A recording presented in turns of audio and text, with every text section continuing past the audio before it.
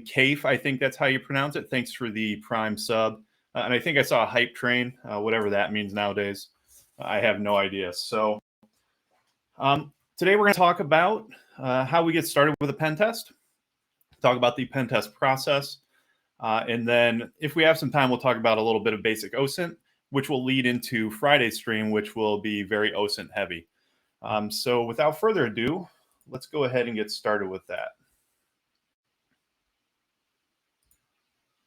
Hopefully this works. So again, Heath is not here. It's going to be me today. And we are going to talk about common types of penetration tests, the 5 stages of ethical hacking, checklists. We've got a couple of those for you to check out today and some links.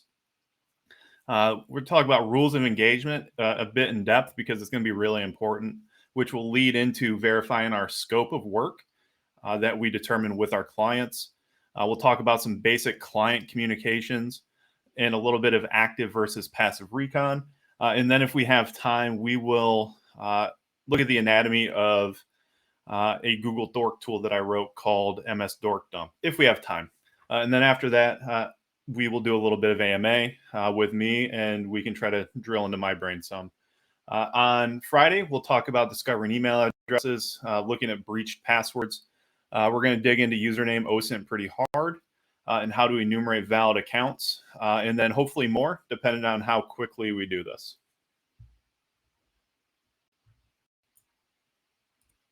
One sec.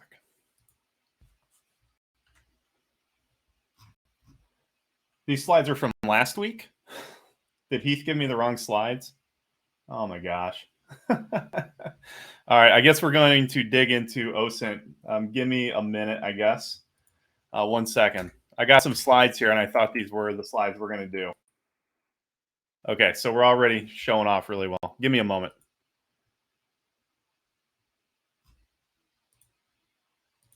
Okay, we'll try Pnpt Live Day 6, I guess. 1 moment. We have a fix for this. Okay, here we go. My bad, guys. I am doing my best here, and I was past something that didn't belong. Okay, so again, I'm Joe Helly, and we're going to talk about OSINT today, and I'm going to hopefully do my best. OSINT isn't my strongest suit, so please bear with me a little bit while I try to cut our teeth through some of this and to talk about it some more. And then again, once we dig through some of this, we're going to touch on it some more on Friday. So much apologies with the confusion, guys. So first thing we're going to talk about really at length is how to Google. This is something that is really important, and it's one of the most important skills that we need to learn.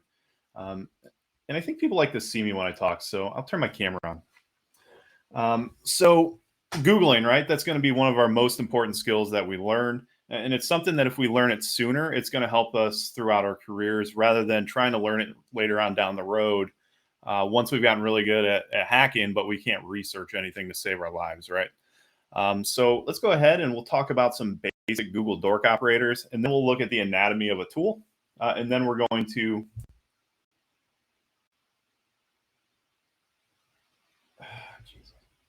give me a moment, guys. I'm only working with what I have here.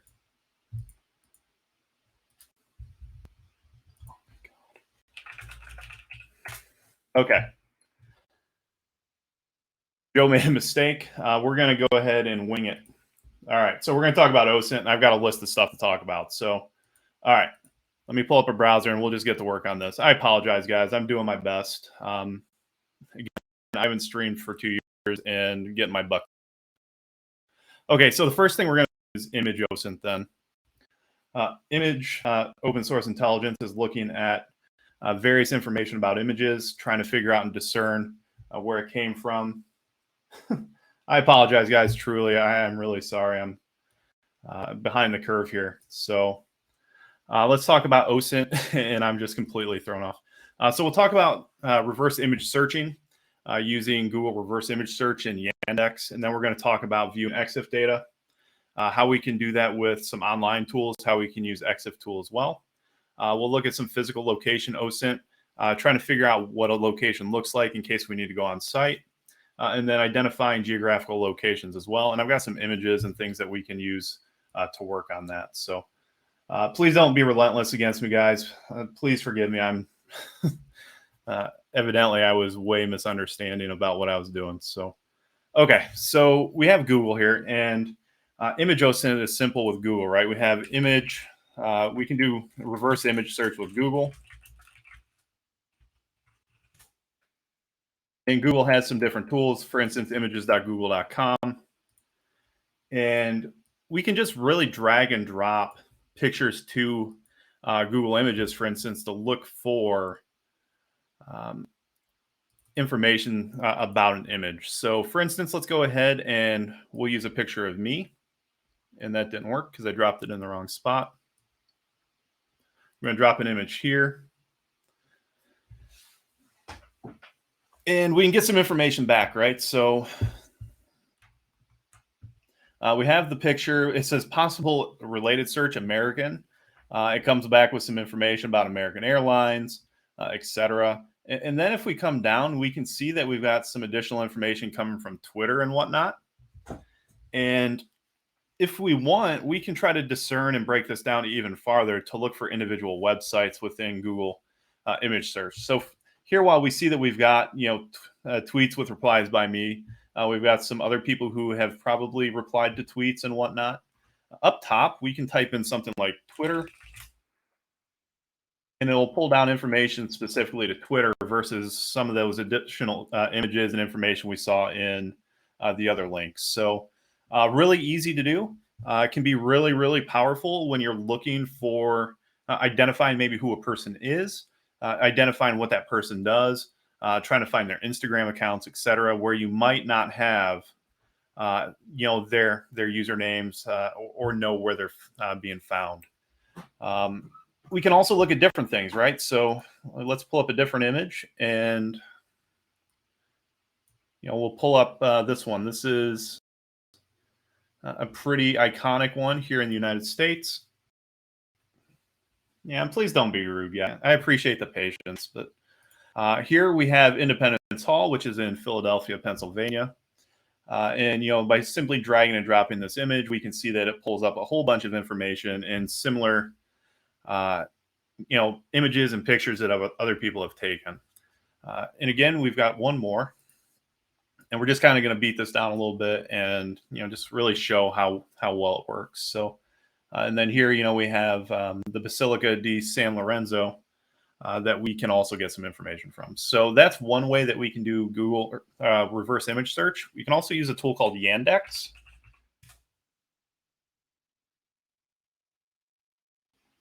And Yandex is pretty straightforward. It's got a little button on the front that says images. So we can click images. And then we should be able to drag and drop this if I'm not mistaken.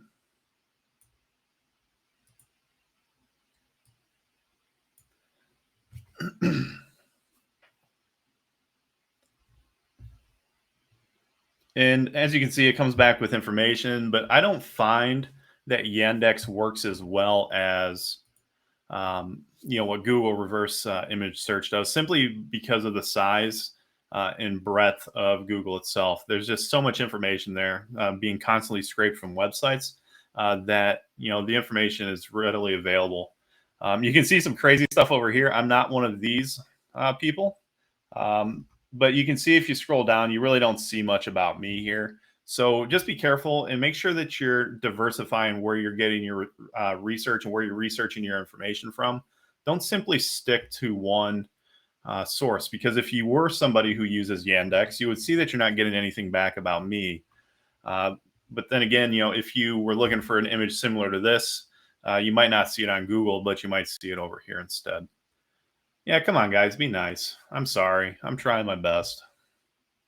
So that's Yandex.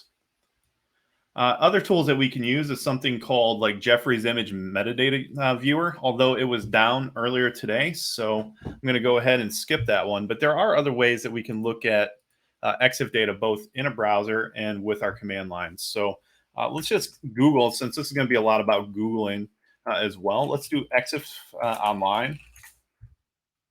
And here we can see online exif viewer. And we're going to use our image from Philadelphia, our Independence Hall. And we're going to pull up some information about that within the browser.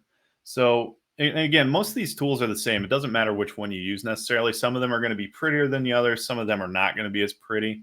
But no matter what you do, uh, just use a tool that looks the best for your use, right? Some of these things just don't look well. And me, I like, interfaces versus command lines. So just find out what works. But if we click show exif, we should get all kinds of information back here. We also don't need to crash on the people who are being rude, folks. It's okay. Just let it pass. I'm not shook anymore. I think I've got my pulse down, and I'm not as frustrated with myself as I was before. So, um, while this loads, we can pull up exif tool as well. So I'm going to go ahead and open up PowerShell, or I'm going to open up Ubuntu and WSL one moment.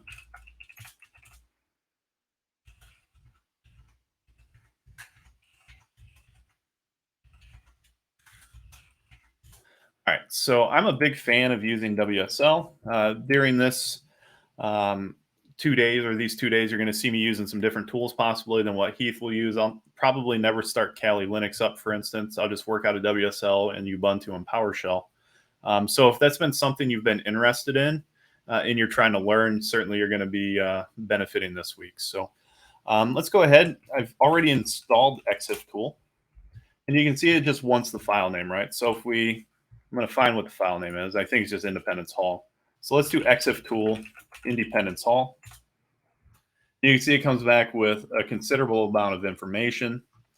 It's going to start with the file name, what version exif tool is, the file size, when it was created, file permissions. That's going to be something more local. The make of the device that created it, which in this case it was an iPhone. The camera model name, iPhone 7. John, you said if you share an image, you're giving the info to Google or whatever. If you're doing OSINT or researching something sensible on one of your engagements, should it be a problem? You can always strip metadata, right? You can strip metadata from an image, and you can do that by, and I'll show you how you do that real quick, and then we'll get back on track. You can go to details inside of an image, and at the bottom it says remove property and personal information. You can simply strip that out of the image, and then you won't have to worry about that, John. That's a good question, though. Scrolling down, you can see what the resolution is, the size, but there's some things that we're looking for specifically, because when we talk about OSINT and trying to figure out who a person is, we'd also like to know maybe where they were at. So scrolling down some, we should be able to find that we have a GPS position where the picture was taken. Now, I had to modify this one. And I did that through a browser just to add the GPS. But oftentimes, your Android device or your iPhone, if it's not configured to prevent it, the pictures you take will have GPS data in it, so that the location is known. Again, I added it to this one, but most times, if you haven't configured your device to be secure or more secure, you might not have that information in there. So we see that we've got a GPS location, right? So we can copy this actually. And then what happens if we go to, we can look for locations. We could search for GPS location finder, something like that. And here we've got GPS coordinates, latitude and longitude with interactive, whatever that is. We click on it, we might be able to get some results from it. Okay, so down here we have latitude and longitude. So I'm going to paste and try to see what exactly we need here. And I think that we can actually do it. 56. Okay. We might have to work on this some. Give me a second. I haven't done latitude and longitude in a long, long time. So that's given us New York. Let's look for, and give me a moment. I'm looking for it over here in my other side. I'm going to pull up a notepad and type it in. I know what I'm looking at. Again, I haven't done latitude and longitude since I was in the Army, so please bear with me. So this is actually degrees, I believe. So let's do this. I think it's going to be 39 degrees, 56 feet, and then 55.63 north. And then we're going to do 75 degrees, 9 feet, 0.20 west. Okay, and there we have it. So now we've been able to take that picture, and we might not know what that picture is, right? It might not be something as simple as Independence Hall. It could be something really, really just obscure out in the middle of a rainforest or something. But the latitude and longitude might be on or inside that image metadata. So if you take that, and again, you can go to just about any website. You can go to Google Maps. You can go to something else, and you can input that information and find out through GPS coordinates where exactly that's at. So that's another thing that you can do with trying to identify physical OSINT, as well as combining it with EXIF tool or EXIF data to figure out where that picture was taken. And that kind of touches into our physical location OSINT, right? So we have a location here. We know that it's Independence Hall.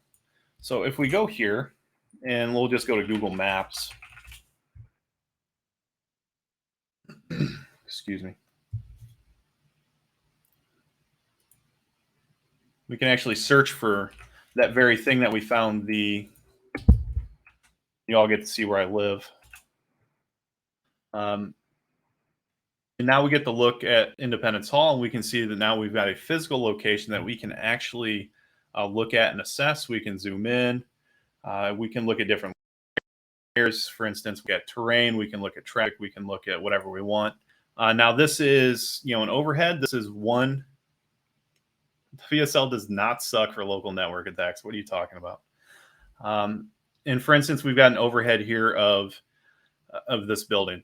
If we wanted to look at something like Cleveland Guardians Stadium, and we were doing a physical pen test for the Cleveland Guardians, we could look at the stadium from overhead. We could look for different parking structures, different ingress and egress points, and start looking for how exactly we can get into those buildings. So here we're looking overhead at Progressive Field in Cleveland, and we can do all kinds of things. We could traverse down into Street View if we wanted to. We can really just do whatever we want. So I think that if we click Street View, excuse me, we could go to Street View. We could see what Street View looks like specifically, and we'd be able to drag that around and to look around and see what we're identifying. So here we are in downtown Cleveland, right? We can see the Rocket Mortgage Fieldhouse. That's where the Cavaliers play. If we go around in a circle, we should see all kinds of different information in where we're at. Yeah, don't use WSL2 for the course. I'm just showing you another way to do it. I don't have Kali installed on my Windows machine, actually. So yes, take it with a grain of salt that I'm using WSL. For the course, you need to be using Kali, and we'll just pretend that we're using Kali. How's that sound? And I do actually have the Kali repository in my WSL. So here we have the Cleveland Guardians Stadium, and we can actually move around. We could, click back, we can click forward, and we can go to different places to try to find where exactly we're going to.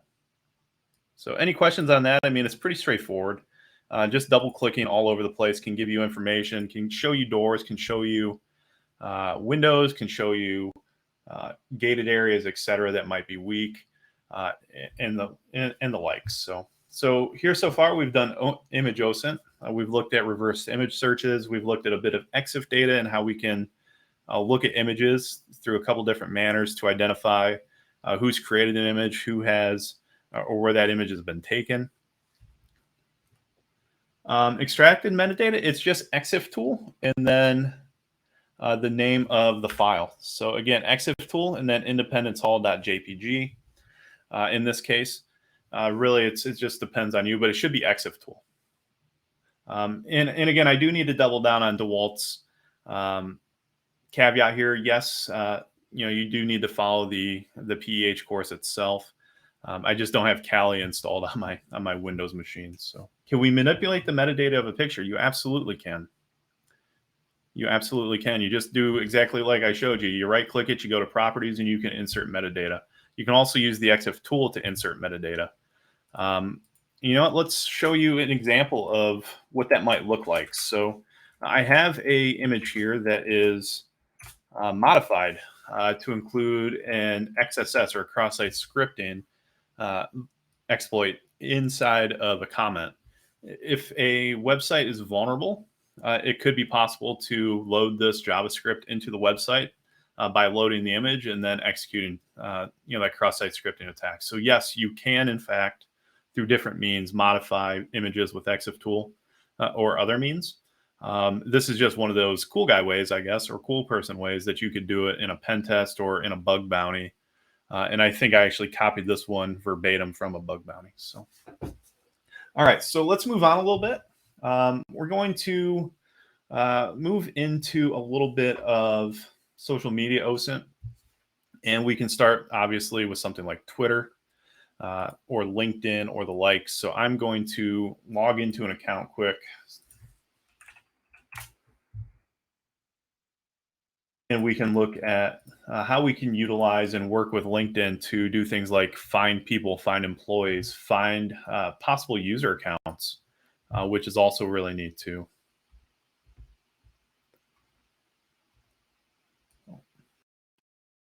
This is taking utterly forever to load. I apologize. So when we talk about social media, obviously social media rules the roost anymore. Just so many people absolutely, use it for, just absolutely everything. Here we have Zach. I went on a physical pen test. Super cool video, super cool story. He, was pretending to be an AT&T employee. He went and got shirts made. He got stickers made. He grabbed a ladder. They went into the building pretending to be, AT&T employees, and both did physical pen testing as well as social engineering to do that. But when we talk about wanting to do some LinkedIn OSINT, we can simply come to LinkedIn. Now, I don't have a LinkedIn SOC account, but let's say that we want to look at an organization called TCM Security, right? So if we search for TCM Security, we can see it for me. It pops up right away. And we can see that it does have a LinkedIn page. So if we click TCM Security, it takes us to the LinkedIn page. And we can get some information, like we know that I'm talking about OSINT today. I'm not talking about external pen tests like I thought I was. We're talking straight about OSINT. So when we talk about doing recon of LinkedIn, we're looking for posts, we're looking for employees, we're looking for where employees went to college, we're looking for some insights. One other thing that really, really works well, and I'm going to preface this with a caveat that if you do this a bunch, LinkedIn may either kill your account, block you, disable your account, etc. But there are a lot of different tools that you can use to find information about users, possible usernames for things like emails. So when we talk about trying to find email addresses for a pen test, whether it be an external or if we're looking for internal Active Directory usernames, we want to try to figure out what's called the naming convention. Naming convention could be something like J Helly, Joe.Helly, Joe H, Joe.H, etc. We want to be able to discern and identify what the possible naming conventions might be for that actual company or organization or client that we're looking at. Now, there's a lot of tools. You can go to GitHub. One of them is called LeetLink. That's a pretty good tool. But I like one that's actually inside the browser. You can get this from GitHub, and then you just follow some instructions to sideload it into Firefox or Edge. So it's called Weakest Link. And again, I encourage you to use some of that research, Google Foo that you know, and go ahead and pull Weakest Link up in GitHub and go ahead and see exactly how to install this. And I recommend you all do this because it's really, really powerful. We might have covered it once, but we're covering it again. Okay. So if we do something like dump users here, it's going to require us to be showing the actual employees. So inside of LinkedIn, we have something that says 42 employees work here. Now, we don't have 42 employees here. For whatever reason, LinkedIn allows anybody to work at your company. All you have to do is put something into your LinkedIn account, and it will say that you work here.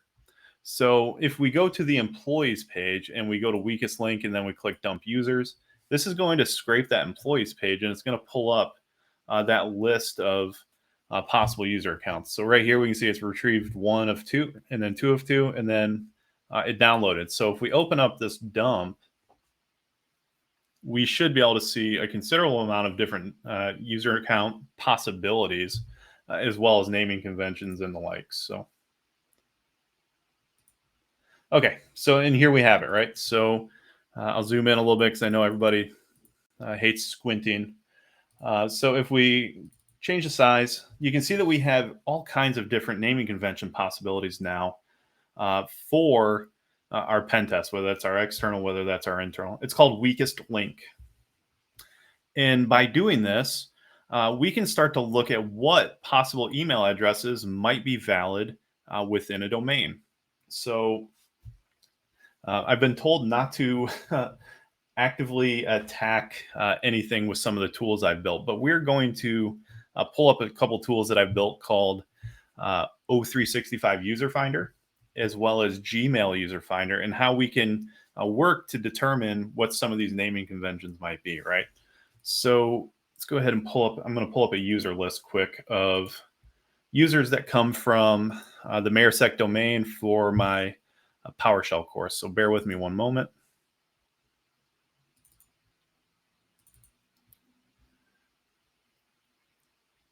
And I'm going to delete something so that you all are not chasing down my actual domain. Okay, so this might be difficult to see, and I apologize. But here we have a list of possible names that we have, right? So if we look at our naming conventions, we see that there's different possibilities. One of those things that makes it really easy to sometimes determine what the naming convention is for a client is simply looking at the client email communications. The client themselves is going to have uh, their email is likely going to be the same as everyone else's. Alternatively, you can go to the website, their website to try to find, see, if the information is available. Oftentimes, attorney, if you're doing work for a law firm, oftentimes those email addresses are out in plain view. It makes it really, really easy to at least confirm or find. So we've got a list of names, and this is what we would run through various tools. You could crunch this out manually if you wanted. You could insert each individual one into like Gmail. You could insert each individual one into something like Google. Alternatively, and as somebody's been saying, as I just offered a minute ago, I've got a bunch of tools that I've written for this. So if we go to O365 User Finder, for instance, we could use this tool to determine if usernames are actually valid within the the O365 domain, and it uses different tools like Graph API and just really responses that come back from the web service itself to tell you if something is valid or invalid. And this looks like I've got some pictures that were in a slideshow, but then I realized I wasn't doing the right thing. So if we look at this image here, and I'm just going to pull it up because I don't want to do this in actually live. This is using that user list that I showed you a moment ago. And this user list, as you can see, we've simply just run the tool and it's reading the user list and it's coming back with valid or invalid emails found. And the reason this is happening is, again, because of how the web server responds to the web request itself. So by looking at this, we're able to at least determine what emails may be valid or invalid. If you're looking at doing this in a pen test, this is not something you do prior to the pen test engagement starting. This is called active reconnaissance, and this is something you want to wait until you begin the engagement before you start doing. Looking at LinkedIn, trying to determine usernames, that's all fair game. Do that before the engagement starts if you have time, because it's going to allow you to have extra time later on in the engagement to do more. But in this case, this is something you would do early on. So McNuck, I think that's how you say it. The tool can actually identify when false positives start coming, and then you simply just stop the test for a bit until until Outlook stops reporting that it's a false positive. but the false positive response is actually unique and allows you to determine that it's actually a false positive. There's other tools to do this as well. I've written a tool called Gmail User Finder. I wrote this because of a pen test. And here again, this is specifically for Gmail and Google domain accounts. And you can see that it just simply looks and it finds that an account is either valid or invalid. And it's based upon, again, how the web server responds to different requests. Yes, these are open source tools. I think Adi a moment ago put it up into a GitHub page or linked the GitHub. And yes, these all the tools that I'm showing you right now, these are tools that I've built specifically. Absolutely. And it is openly available. It's on GitHub. It's absolutely available. I encourage you guys to go and check it out and to download it. O365 is Office 365. That's what it is. It's the online version of Microsoft's account management. You're able to get Outlook web access, OWA. You're able to get you can work through Word, Excel, PowerPoint, etc. through your web browser and access web services through O365. So moving on, because I know we only have so much time and I'm a windbag. We've looked at Twitter OSINT. We've looked at LinkedIn OSINT, excuse me. We can also look at Twitter OSINT, which is pretty straightforward as well. And we saw a little bit of that with reverse image search. Again, we're able to chain and work with some of these together to put together, that footprint and that actual, attack package, so to speak, with what we're looking to do. And so as we continue working, we can go to twitter.com. Hopefully we're logged in here. Joe is the lead hacker of TCM. What are you talking about? Do I update my tools? Absolutely, Allison. Whenever I need to update them, I do. The one thing I don't do, unless there's an actual bug and somebody contributes a fix to fix it, I don't take recommendations on how people think my tool should work better. These tools were all written for me, and I just simply decide and am willing to share them with others to give back. But that's why we have the fork option in GitHub. So if you don't like how it is, just make it work however you want. But otherwise, I love sharing them. The GitHub was shared above a few minutes ago. Okay, so let me make sure I don't have any. I'm going to check my search history here quick. Let's look up something simple, right? So we should have Jakey Boy Belagot. Has anybody ever heard of Jakey Boy Belagot? Jakey Boy Belagot, he's a rotten boy. He's been used for various OSINT challenges that I've created before. He was used for something Heath did before. So let's say we're looking up Jakey Boy Belagot. And we know who he is, but we need to find out where he's from. So let's do Jakey Boy Belagot Twitter. And, we get a whole bunch of rotten stuff. We're going to try not to watch all the horrible things. But we don't get Jakey Boy Belagot. So again, thinking back to our naming conventions, what else could we do? If we're looking for someone's name specifically, we could do something like J Belagot. And there he is. So instead of looking for, we can, again, chain those naming conventions that we saw earlier together to try to put together a package where we can identify individuals. And oftentimes people will use their full name or parts of their name for their Twitter account, or at least people like me. I don't mind having opinions. I was a politician. It just doesn't mean I'm not going to ignore them. No, I'm kidding. I'm just messing around. So here's Jake Belagot. Jake has been used for various things. You can see Jake actually has an OSINT challenge here that's over on cyberseclabs.co.uk, which I don't know if that's still around or not.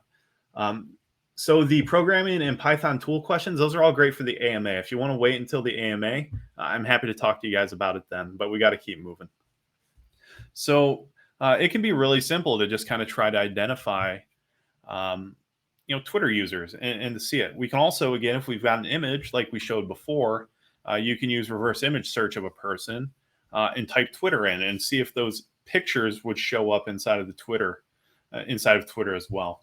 And this kind of goes the same for, other websites and other social media. So, if we go to Reddit, and again, I'm going to move this over here because I don't know what's logged in and what's not. So Bear with me for a moment.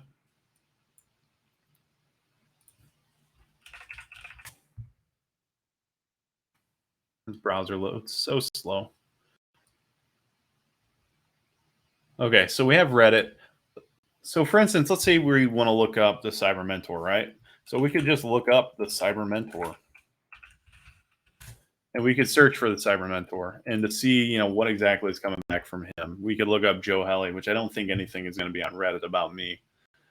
We could look up things like TCM security. We could look up, uh, the PMPT and any of these different ideas or any of these different concepts and things we're looking for. So um, I spelled Cybor wrong.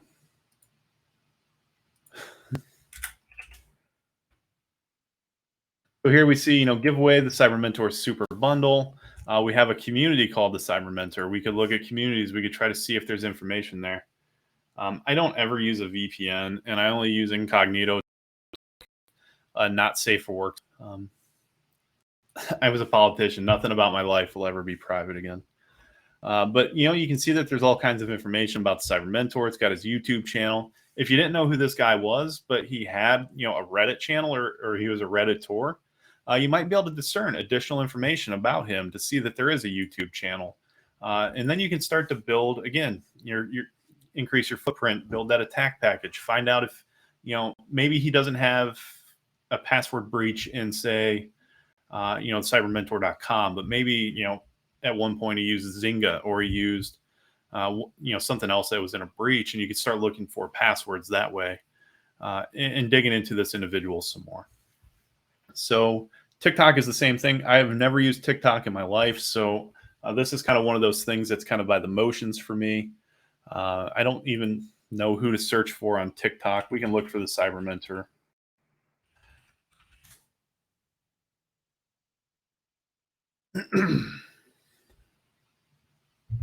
Yeah, so I'll answer all the Python questions in the AMA. Uh, it's a lot easier than it sounds. People get spooked because it's a programming language or a scripting language, or whoever's going to correct me on what type of language it is. Um, but it's one of those things where for me, the best way I learned was simply by coming up with something. All right, so here we have the Cyber Mentor. Actually, 455 followers, Heath Adams. We can click that and see if he's got anything. I have no idea if he does. He's got the final hours of Pop Smoke, right? So that's one of his recent videos. And we can do the same thing with Snapchat. We can do the same thing um, with Instagram. We can do the same thing with Facebook. There's nothing, inherently more challenging than the other. All of these platforms have search functionality, and all these platforms can also be searched from Google. So again, if we look up the Cyber Mentor and we look up, say, Facebook, you can see that there's all kinds of different information. Here's TCM security. Heath is an ethical hacker penetration tester by trade. So these are different ways again that you can use simple Google searches, which again is one of the most important things that you can do if you get into this field, is to learn how to research and how to Google. What about if the accounts are private? So that's one of those things that you might have to dig into social engineering some more. Quite honestly, in a pen test, you're not going to have much time to mess around with getting somebody that doesn't want to become your friend to become your friend. You should be able to do Instagram too. And there you go. So again, same thing. Basic OSINT with, with Google working through these things. And I've watched a little bit of how Heath has done some stuff. And going through his OSINT course is going to give you a deeper dive into this. And I believe he talks about that in the PEH as well. John, I like Spiderfoot. And actually, if we have time on Friday, we're going to use Spiderfoot and show it off a little bit. 19 Delta, I can't tell you how much of anything is on an exam. Okay, so moving forward, there's not a whole lot more to talk about here, I don't think. But we can start talking about some website OSINT some. And when we talk about website OSINT, we're looking for information that we can glean from a website about what exactly is going on with the website, right? excuse me, we can try to figure out who owns it. We can try to figure out employee names that are on it. We can try to determine what the applications are that are hosting it. We can look for different plugins. Is the website using WordPress? Is it using Joomla? Is it using uh, something else? And one of the easiest things that we can do to determine this, and we're just going to go to tcmsec.com real quick and close some of these different links, is to use Wappalizer. Wappalizer is a really good plugin for Firefox, for Chrome, for Edge. And all you do is you simply click on it, and it will.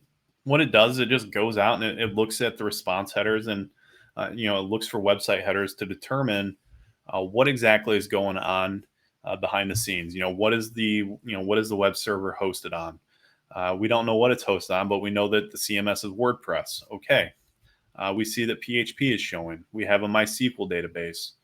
We can see, the jQuery is pretty well up to date, which is awesome. And sometimes you can determine different information. Sometimes this will be jQuery 1.11, which will be a low to moderate finding on your penetration test. Sometimes it'll tell you that it's an Apache web server, or that it's an Nginx, or that it's a Python web server.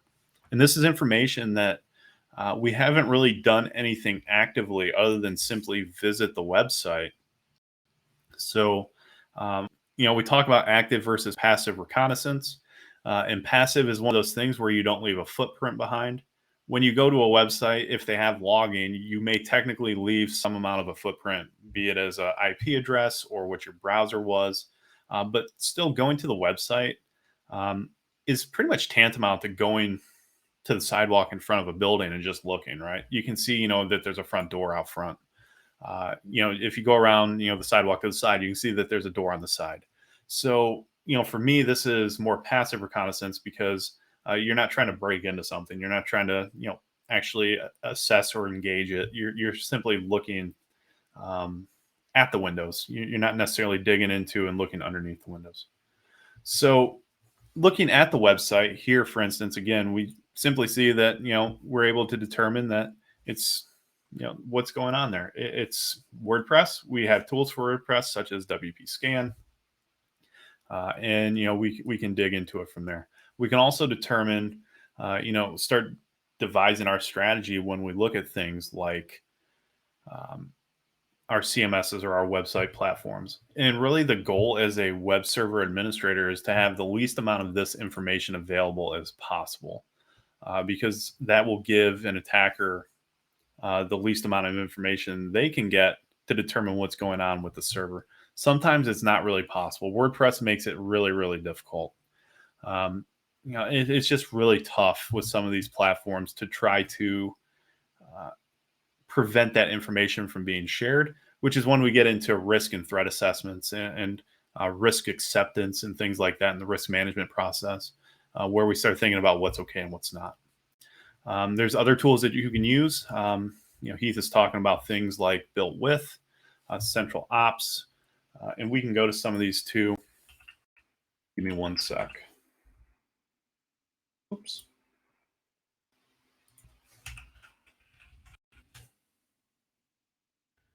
We can go to things like Spy on Web, and we can look at these tools. You can look for URLs, IP addresses. We can go to tcmsec.com, and it will bring back information about the IP address, which if you were to dig into this IP address is owned by another organization. So it's going to be managed, and there's probably going to be additional domains pointed at it at some time in the past or currently. Tools like that, we can determine, through DNS servers, what we have there as well. We can show off another tool that I've written really quick. We have a tool for everything. So one of the other things that we can determine when we're doing website OSINT, it's not just restricted to what you see in the browser. It can also be what you can use. You can use tools like DNS Recon. Can I pause for a while? I have to go to the loo. I'm sorry, I can't pause, so you can go to the loo. We can use tools like DNS Recon. We can use tools like, the electric that they did the other day, or that Heath showed the other day. And I'm going to pause here for a moment. It's going to be, I'm being reminded that it needs to be attendance time. So Zach, do you have that, or do I need to do something? I think I can do it, right? I'll go ahead and I'll do it right now. So attendance is going to be open for 5 minutes, starting right now.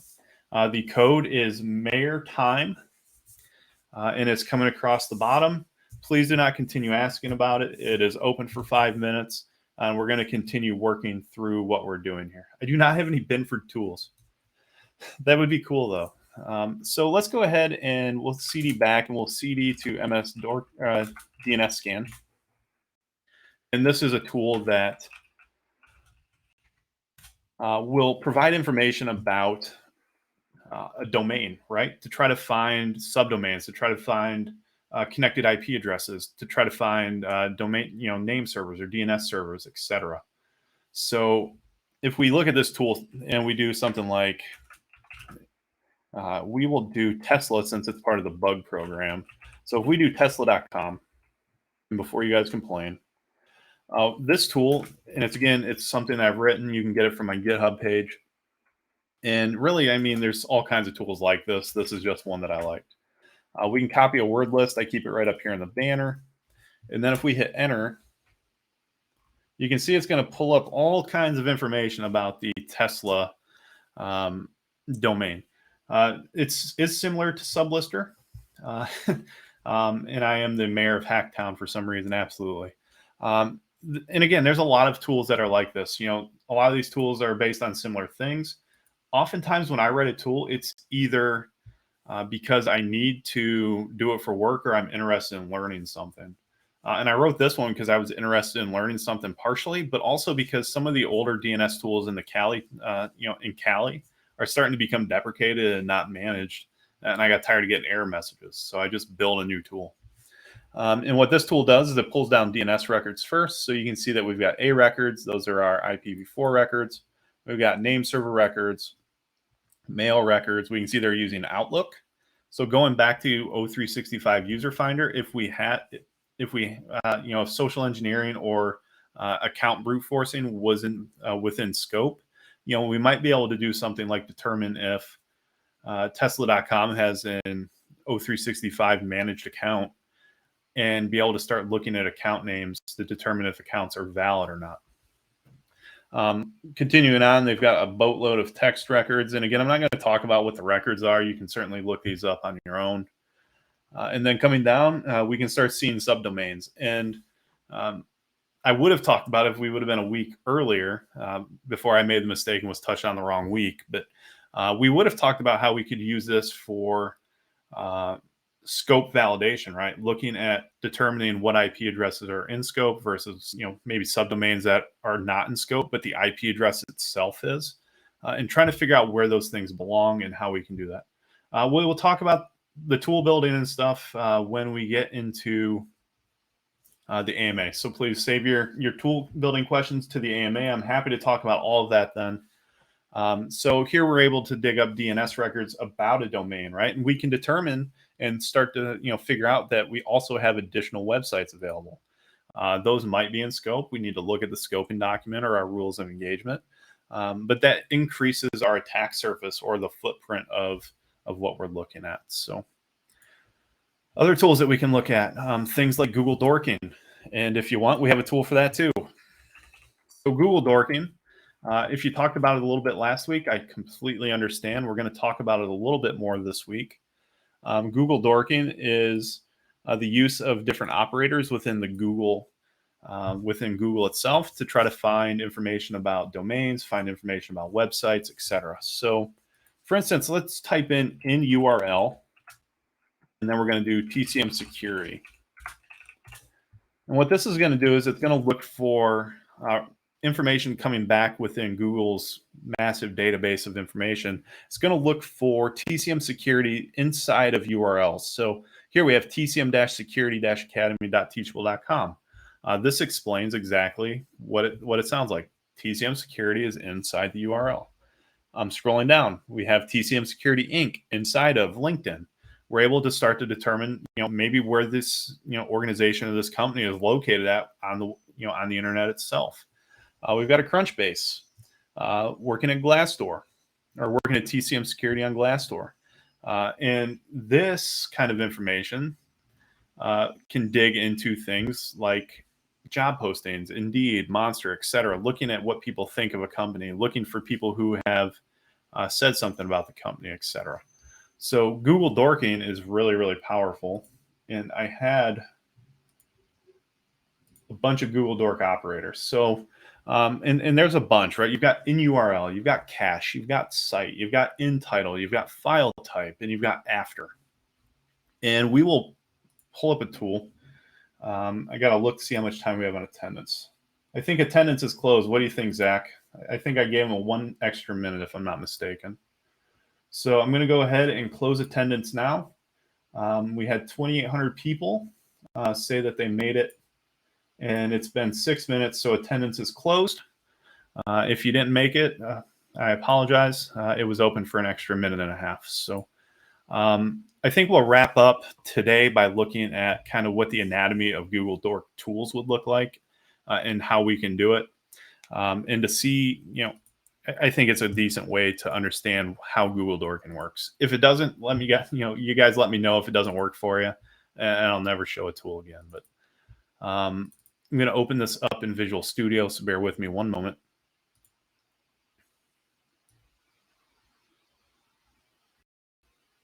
All right.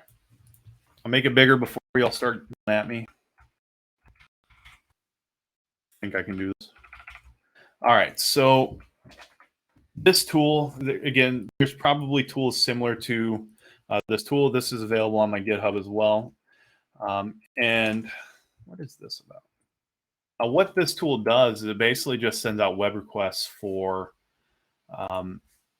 essentially just to do the same thing as we could do in a browser. It just automates it for us. So the syntax is simple. It's simply running MS dork dump with a domain name and then D. D is to download. And what D also does is it actually uses EXIF tool to get metadata from documentation inside of any of the links that come back. So scrolling down some, you can see file types that we're looking for. This tool looks for specific file types within a domain. And this has been really, really, really important and valuable to me personally in previous pen tests. As an example, a few clients ago, I ran this tool against, and I actually found a malicious Word document with a macro sitting in one of their file shares. I ran it inside of Linux, inside of my Kali machine, so it wouldn't execute. However, it did, download to my Kali machine. And when the metadata came back, it was a full PowerShell reverse shell. It was incredible, the coolest thing I've ever seen. So, it does have a lot of value. And I'll show you what that value might look like in a minute. So here you can see that it's looking for a Google cookie. This is something required. Otherwise, it will error out because it's already got one. And we're making a search for a site domain. So what we're looking for is the domain name, and in this case, the site would be like TCMSec. And then I'm looking for files. Again, you can use whatever Google operators you want, and there's no shortage of Google operators. You've got things again like cache, you've got things like file type, you've got all kinds of different operators that you can use. And we'll just look here. There's all kinds of different file operators possible. Again, like, and you can chain them. So you've got in URL TCMSec, and you can do file type PDF. And you can work with these. These are the basic ones. You can dig into some of the more advanced ones on your own. But again, going back to the anatomy of how the tool works, it's simply just making a web request to Google and asking it to provide results. And all of that is happening right here, basically. So it's sending that request, and then it's looking for EXIF tool, which is part of the package for MS Dork Dump. And then it's going to get a whole bunch of information about each one of those files. So I think the best thing we can do here is just a demonstration, and then we will move into the AMA section, and then I will be much more prepared on Friday. I promise, guys. I'm so sorry. So let's go to MS Dork Dump. And we're going to use a TCM security website because I know there's some documents on there that are safe that we can pull. So let's look at the tool first. So MS Dork Dump. and we can get the information back about what's required. So we need a target, we need a D, and then we could look at number if we want to restrict the amount of documents that are coming back. Again, law firms are notorious for both leaving their emails available and their files available. They share a ton of information about legal opinions and different things on their websites. So you might come back with hundreds of these all download into a folder. So the number there is for that. So let's go ahead and run this against a target. So again, we'll do tcmsec.com. We're going to use D to download it. And we should, over time, we can see that it's checking for doc extensions. It's checking for docx. It'll check for PowerPoint, PowerPointX, XLS, XLSX, and then PDF files. And what we're looking for is, again, we're looking for metadata. Both, that's the whole point of this tool. When you use the D function, if you just run it against a target, it'll come back with links, and you can go to those links in a browser if you want. But because we want to try to chain and build upon one thing to the other to increase that footprint, if we combine some of this functionality together, we can actually get increased benefit from it. So in this case, that didn't happen. Give me a sec, and I think we'll run this from over here.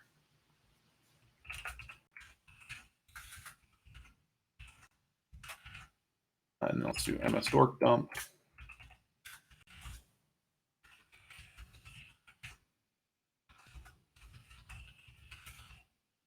All right, let's try it from here. I don't know if it was going to give us, oh, it did give us the metadata. There you have it. I apologize. So it just took a minute to download it. So we can see in here in our metadata results, and this is just something that I wrote into the tool. Again, if you built this tool yourself, you could, put whatever information feedback you wanted. But in this case, I just, this is what I saw to be the most valuable. So this is what I output. So here we have metadata results for CPH exam and training overview.pdf.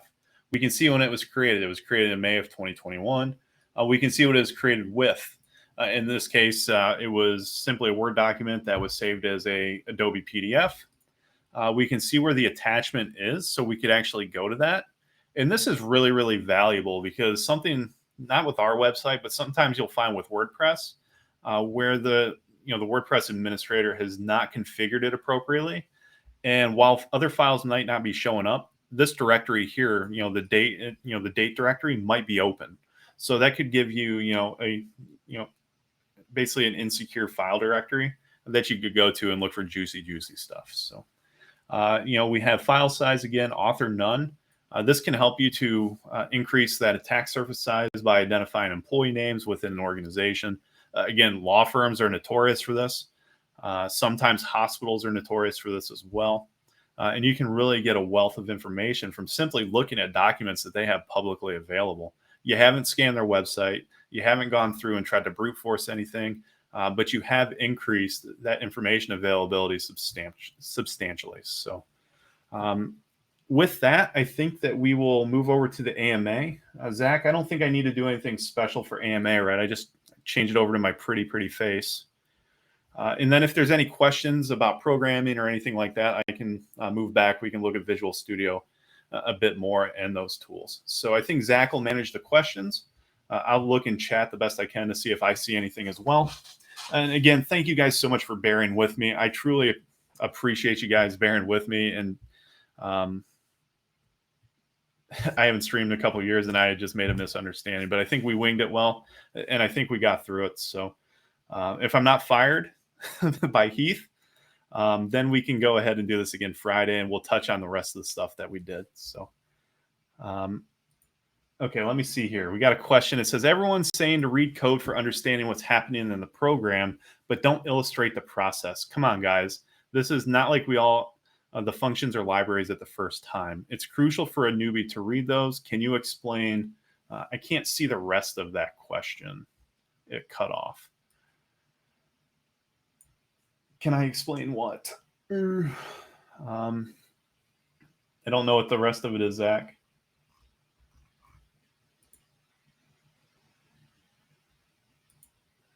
Can I explain the rest of the process? Okay. So I think that process occurs for different people. For me, I just got interested in coding one day 20 years ago in high school when HTML was, really insecure and you were doing things on Angel Fire. And if you want the CNET, you could actually get code back in the day for building out websites and functionality. Um, can you explain in detail, though, how to read efficiently and go over the code? Okay, so Zach is saying to go over the code from start to finish and give a brief explanation of what's happening. Sure. So I think if that's what you're asking, we'll come back over here and we'll look at it from what's called a pseudocode process, which isn't so much the bread and butter of what the actual code is doing, but in general, what you want the code to do. And when we talk about pseudocode, we're just talking about, adding a function that does such and such, or we're adding a variable that we can build into something later. So I don't know why someone keeps sharing a bunch of links. All right. So, anyways, if we're going to look at the code and read it, it's going to depend on what program language you're using. But oftentimes there's going to be some type of import that you need to have to make the program work. So up here we have a whole bunch of imports in Python. I'm using subprocess to get output from something. Colorama is so I can have colored output within the terminal. URL lib request is to make web requests. Import time for something. I can't remember what that's in this tool for. Sys and OS, those to run system and OS commands. I'm trying to import an exists value here, which in this case for me would be to see if something exists inside of an OS path. And that's for xftool specifically. We're looking to see if xftool is there using a Google search library, et cetera, et cetera. I've set a global variable called domain. And then I've defined some options. This is all for the banner. And scrolling down some more, we start to build out some of those additional functionalities. So here's the banner function. That's for the banner. If you're reading through the code, this would be obvious what it is. It's just the banner code. And the function for the actual program. And again, I think looking at code when you're new is obviously pretty daunting. Trying to understand what pseudocode is going on or what the function of it is without understanding the code that makes it work, I think is really important. So from here on down through the rest of the script that we'll cover, I think understanding basic programming constructs, and I might not be using the correct terms here, and I apologize, but understanding the basic programming constructs, understanding the difference between an if statement, understanding else and else if, understanding what a function is versus a variable, understanding what a variable is, understanding truth statements, understanding Boolean, etc. And if you can understand, Adita, you're just going to get kicked. There's no reason to be like that. I don't appreciate that. Somebody asked a question. I'm trying to answer it. So in essence, just trying to understand what code is without needing to understand what the code is doing here, I think is the best first step. And digging into it more and more from there, and looking at code that's already exists and is well built and well put together. And then a healthy helping of Google search, Stack Overflow, etc. Every time you hit a roadblock, see how somebody else has done it and try to implement it into your code itself to try to make it work. But in general, reading it, I think just understanding the basic flow of how code is rather than knowing how the code is working is the best bet.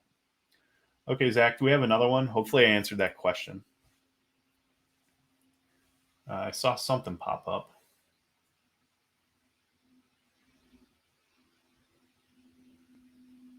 Do you recommend using some tools like Multigo or Spiderfoot? Yeah, so earlier I said something about Spiderfoot, and I think it's incredible. I will actually demo Spiderfoot on Friday. So when you're here on Friday, we'll talk about Spiderfoot and how we can take all kinds of different OSINT strategies and put it into one umbrella or one arena. But I definitely like Spiderfoot. Multigo is okay, but certainly the paywall can be sometimes cumbersome. The free version certainly isn't, is incredible as some of their paid, some of their paid offerings, excuse me. Security Plus versus Pentest Plus, those are two different certifications. Security Plus is a good basic security certification, so you understand the basic tenets of security. Pentest Plus is basic pen test, a basic test of pen test tenants. Um, I have them both. They've really had no indication of value to my career. Change my camera. Sorry.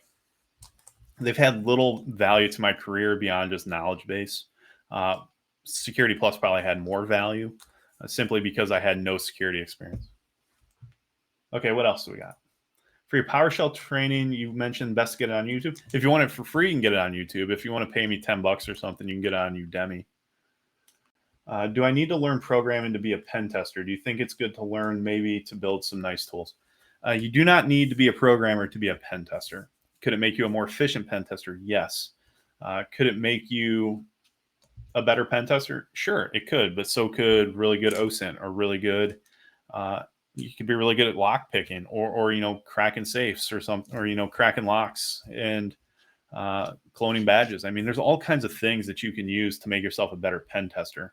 Programming is one of those ones that's really easy to kind of concentrate on because we can all do it from the comfort of our office, our living room, our bedroom, etc. To try to learn what some of these things are. Versus, you can't install you know a big security door in your garage without a significant amount of money. So if you're trying to learn lock picking or you're trying to learn how to bypass a security door, you're really at the whims of whatever you have available. So no, you don't need to learn it, but I would definitely understand, like I was talking about before, how code works, how the flow of code works, and being able to at least understand what you're looking at inside of the script. Firing, since I see your question here, the payload, it was just a PowerShell reverse shell. Have I ever done bug bounties? I'm actually pretty active right now on hunter.dev. It's a combination between like bug bounty and CV hunting for me. It really doesn't pay out well, but the cool thing about Hunter is any GitHub repo on GitHub is qualifies on Hunter. Hunter will work with the repo owner to let them know that a vulnerability was found, and then they don't charge the repo owner anything. They've got some seed funding to help their organization, and even the smallest zero fork, zero star GitHub repo has a $250 prize pot. So even if the organization or the repo itself is not followed well, Hunter will actually front some bug bounty money for it. I've learned a lot about web administration and web provisioning because I have no experience in anything IT except for pen testing for the most part. So anything I'm learning is kind of on the go. But the cool thing is that with a lot of these projects on Hunter, you have to build them out locally. You have to put them together locally. So I'm learning a ton about that side of the house that I didn't know before, as well as helping some of these smaller repo owners secure their project because they might not have the security experience. I've got a finding on Hunter or on HackerOne as well. That came from a pen test a few months ago, and it's pending a CVE. How do you organize your attack package? What's your methodology? Do you lay it out in a spreadsheet? I'm not huge on spreadsheets. I do like trackers, but over time, you're going to have more and more muscle memory with this. So if I'm doing an external, things that I'm going to look for, I'm going to try to identify immediately, who owns the domain? Is it Microsoft? Is it Google Cloud? Does AWS own it? Where is that domain hosted at? What does that domain look like? What's the website look like? What's the website spread or the footprint? What are their subdomains?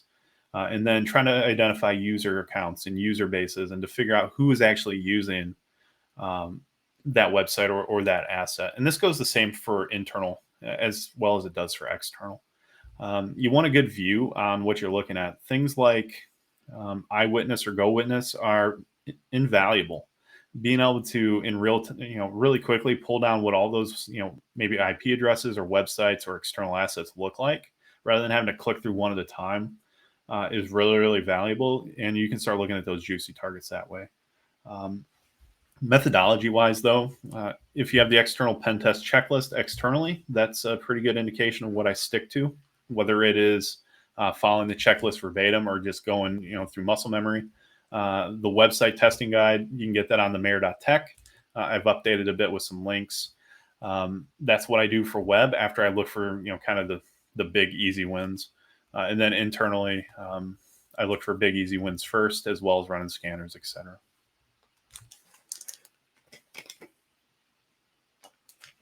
When you're doing a pen test, how do you know when you've done enough OSINT? I know much of this comes down to experience, but what sort of things can we look for to get an indication that it's time to move on? I first and foremost try to determine how much time I have available, right?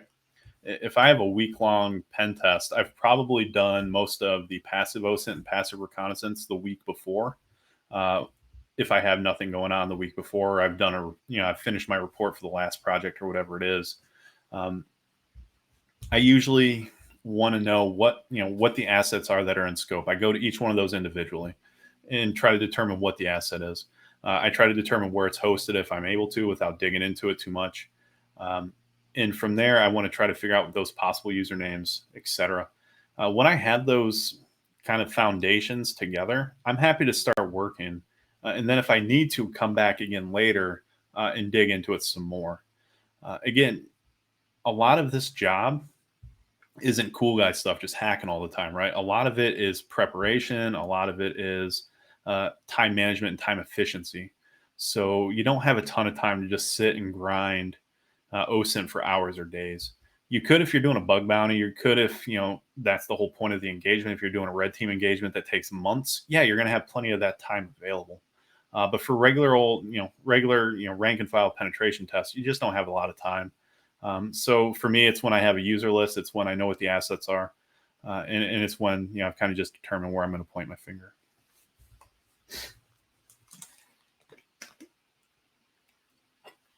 Okay, so do I need to learn programming to be a penetration tester? Again, you don't need to be a programmer. I would certainly, at minimum, start to understand how to read code and understand what the flow of that code is doing. You don't need to write it, but I do encourage you to understand what it looks like and what it's doing when you look at it. And do you think it's good to learn maybe to build some nice tools? Absolutely. I've had nothing but both frustration and fun and a lot of gratification building some of these things. O365 User Finder is being used by a lot of professionals, and I get messages all the time saying your tool is awesome. This is great, and it feels really good, right? When you have other people who you might put yourself up against and say, I'm not as good as this person, and they're saying, hey, your tool is really awesome. That's cool, and and it feels good. So there's one part professional value, and then there's one part personal value.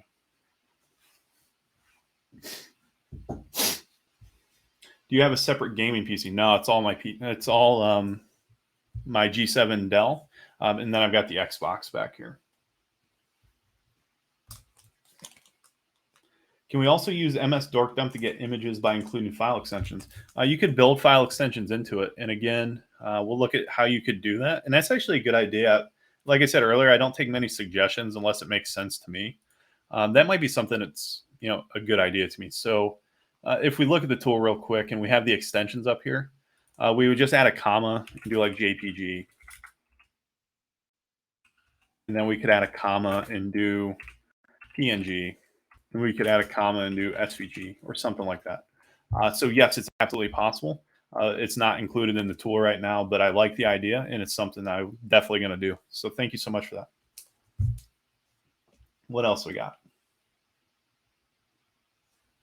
Joe, are you doing courses on bug and CV hunting? I'm just doing Medium, articles and stuff like that. Just write-ups when I find something cool. How did you learn Python at such a good level? Any recommended resources to learn? I've got Python books down here that I don't use because I have a hard time just reading a book and applying it. I've learned through just kind of, for lack of a better term, Frankensteining things. I'll have something in my mind that I want to do. Okay, I want to write a tool that finds file names and extensions from a website. Okay, I know how to write a web request. How can I start doing this? Okay, well, I can't write the web request to Google because Google's got its own requirements. Okay, so does Google have a Python library? Yes, it does. Google search. So how can I start to work, to put these things together? And if for everyone in here programming, if there's one thing you can learn to do better than anything else, is to read your error messages. Read and research your error messages. When things work, it's fine. You can, get verbosity out of everything to see how stuff is working to debug. But if you can't read or research an error message to save your life, you're never going to have any chance whatsoever. Why do I prefer not to use Kali? It's not that I don't prefer it. I just have it down here on my ESXi, and it makes my office warm. So I only use it when I have to. And plus, people become reliant upon it. PowerShell is really powerful, and I like WSL because I can just spin it up.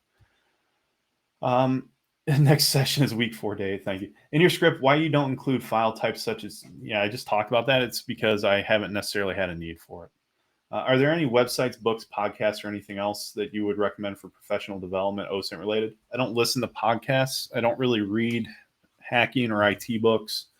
And quite honestly, I told Heath the other day, OSINT is probably the thing I least enjoy about being a penetration tester. I would much rather write reports 7 days a week than OSINT, do OSINT 2 days a week. So I don't have any suggestions for you, unfortunately. Ask that question next week when he's back, and hopefully, during the AMA, and hopefully he can give you some idea. But when it comes to OSINT, I don't have anything. What did I do in the military? I was an infantryman. What else do we have?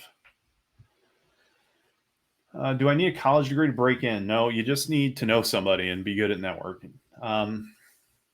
Caveat, yes and no. There's some things in the field that, just like any field, that there's some amount of requirement that you have to have, whether it's got anything more than, bullet point value or whatever. So we're thinking things like, a bachelor's degree. We're thinking things like OSCP. We're thinking things like CEH or something like that. They may not have any personal value to you. You might not have learned anything from them, right? You might have grinded it out, really quickly and didn't take anything with you.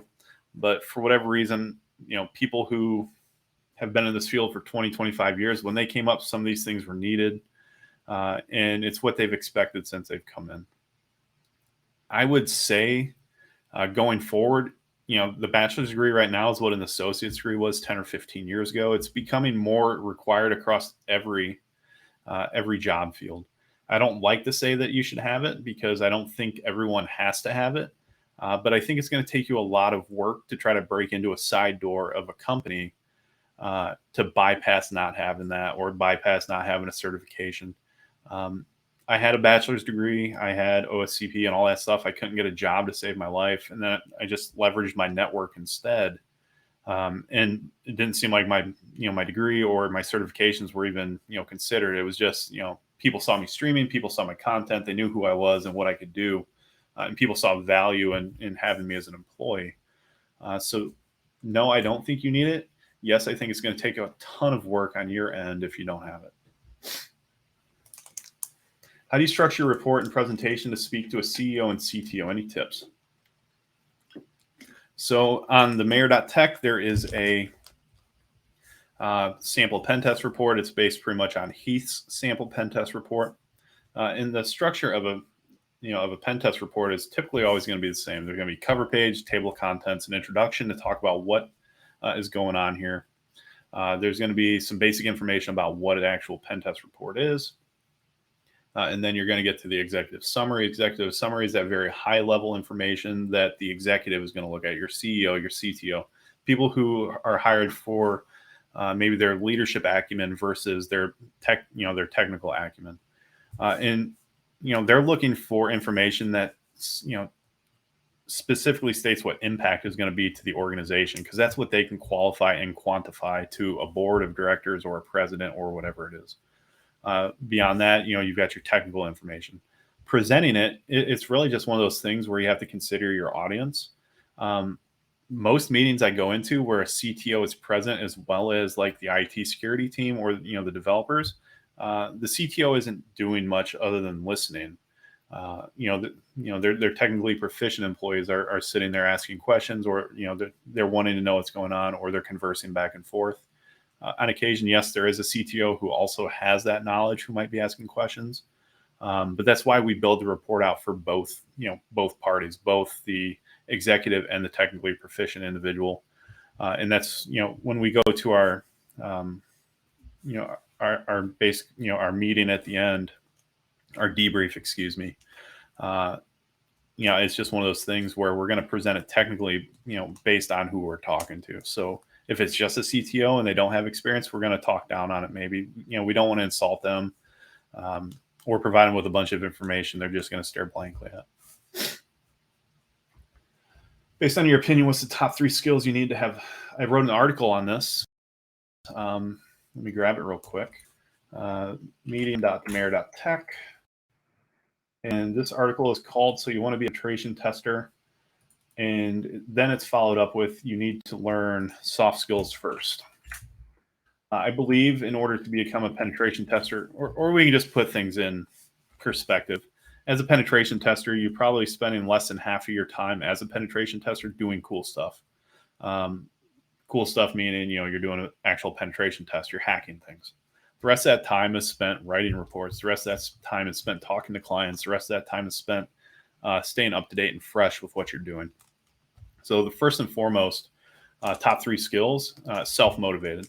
You can keep yourself motivated, especially when projects are low, during downtimes. You can keep yourself motivated to stay up to date.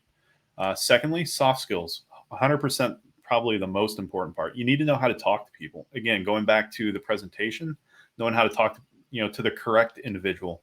You're not going to talk technically proficient to a CEO that doesn't have any technical proficiency, right?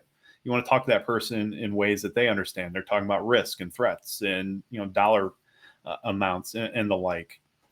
You want to be able to write well, or to be able to learn to write well, and to be able to explain things in technical terms as well as non-technical terms. And then finally,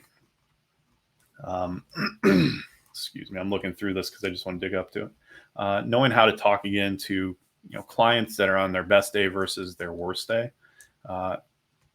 You can't teach an adult manners, right? We learn manners, we learn respect and things when we're younger. It can be really, really difficult to teach discipline to adults. And this is coming from somebody who served in the Army as a sergeant for some time. It can be hard to teach discipline. So if you have personal discipline, you have personal respect, and you have respect for others, and you can treat others with respect, whether it's on their best day or their worst day when they're screaming at you, I think that that's going to work out really well for you in whatever company you land with.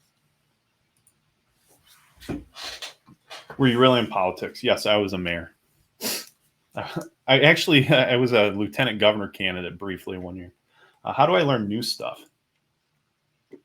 I am a dog chasing my tail. I just see something that interests me and I do it. So, again, that's how a lot of these Python programs I write, turn out. I'm just interested in doing it or learning how to do it, or, I'm faced with a problem and I just decide to.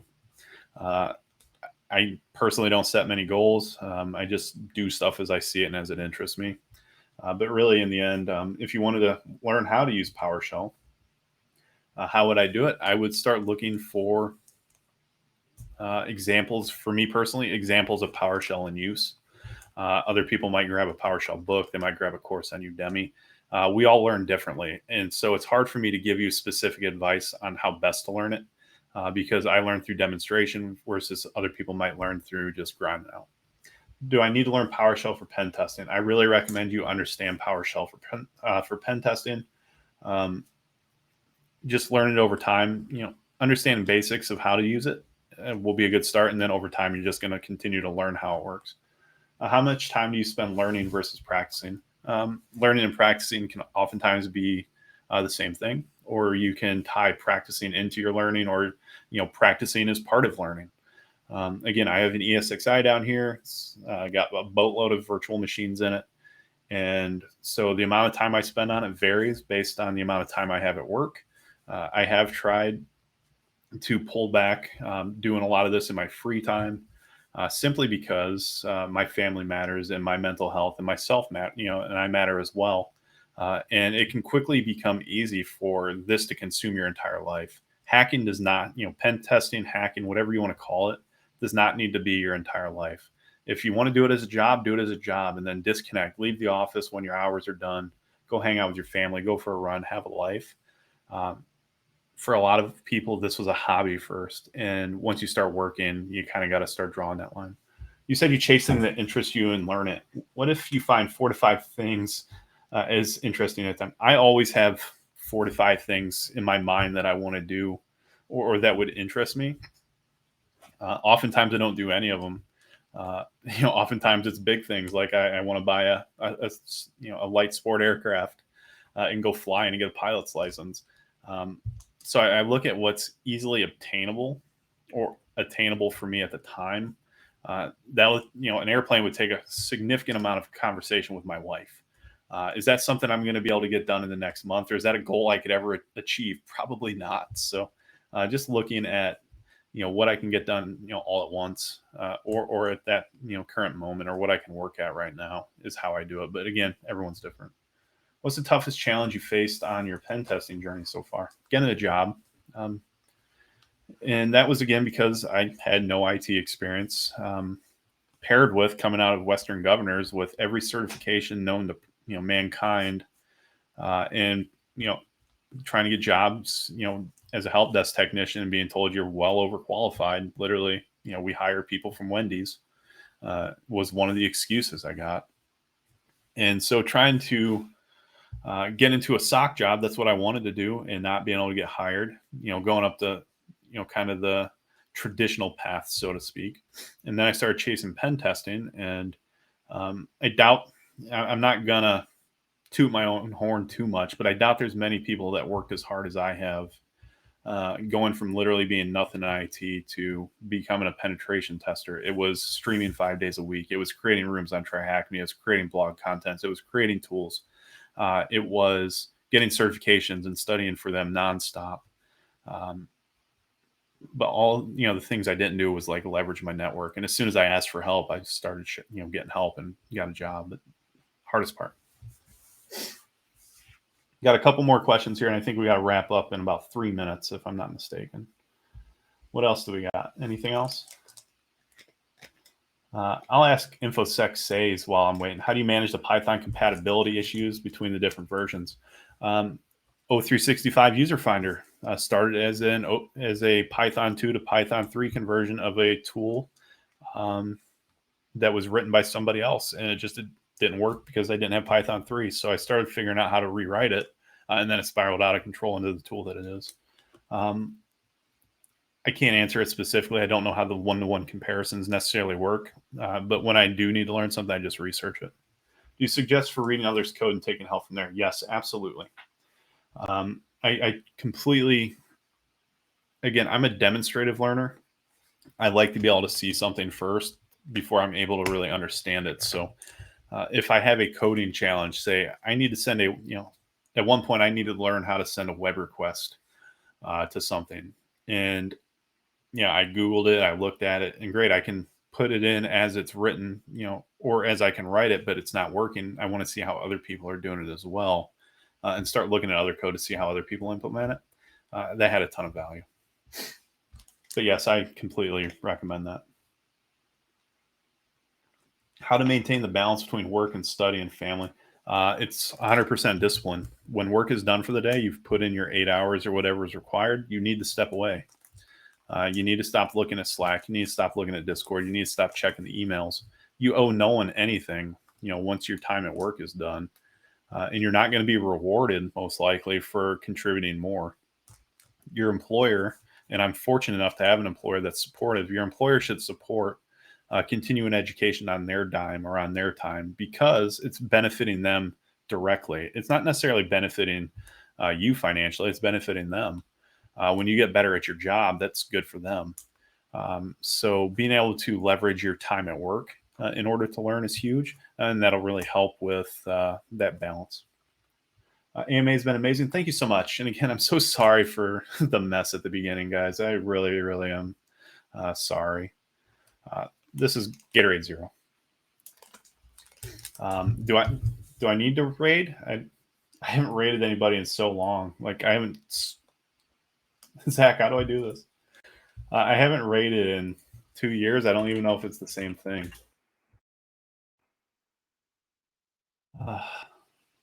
Zach, is that something I have to do? Do you know how to do it? You want to raid Bash Bunny? I guess we can raid Bash Bunny. How do I do this? I just / raid Bash Bunny.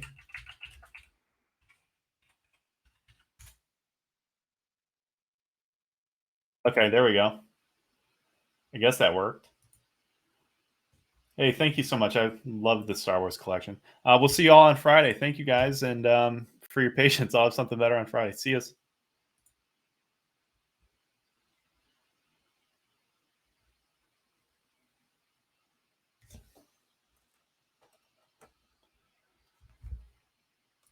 It was all